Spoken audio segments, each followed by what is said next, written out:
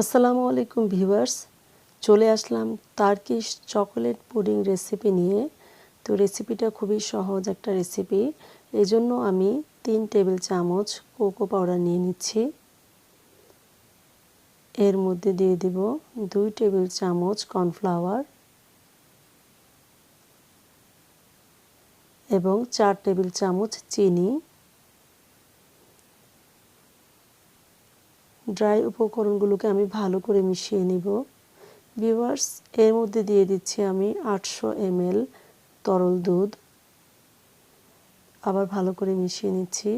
হঠাৎ করে মিষ্টি খেতে মন চাইলে সহজেই এই পুডিংটা বানিয়ে নিতে পারেন। এরপর আমি চুলায় বসিয়ে দেব, কিছুক্ষণ নেড়েচেড়ে নিচ্ছি।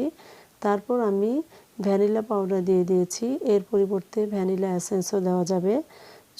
চুলার ফ্লেমটা একেবারে লোতে থাকবে আর আমাদেরকে ক্রমাগত নেড়ে দিতে হবে, আদারওয়াইজ নিচে লেগে যেতে পারে।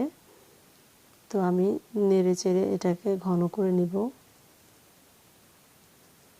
একেবারে ইজি একটা পুডিং রেসিপি, সর্বোচ্চ 5 মিনিটের মতো লাগবে পুডিংটা বানাতে। তো আমি এটাকে জাল করে নিচ্ছি আস্তে আস্তে। দেখুন ঘন হয়ে আসছে। তো ভিউয়ার্স, হয়ে গিয়েছে। আমি এখন চুলা থেকে নামিয়ে রুম টেম্পারেচারে রেখে ঠান্ডা করে নিব। ঠান্ডা হয়ে গিয়েছে, এবার আমি সার্ভিস ডিশে ঢেলে নিচ্ছি।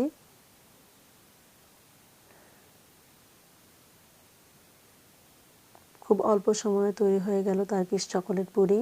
তো এর উপরে আপনারা ফ্রুটস অথবা যে কোনো ধরনের চকলেট দিয়ে ডেকোরেশন করতে পারেন, এটা অপশনাল, আমি দিয়ে দিলাম। দেখতে আসলে ভালো লাগে, বাচ্চারাও খুব পছন্দ করে, সেজন্যই মূলত ডেকোরেশনটা। দেখতেও সুন্দর। দেখুন তৈরি হয়ে গেল কত সহজেই পুডিং।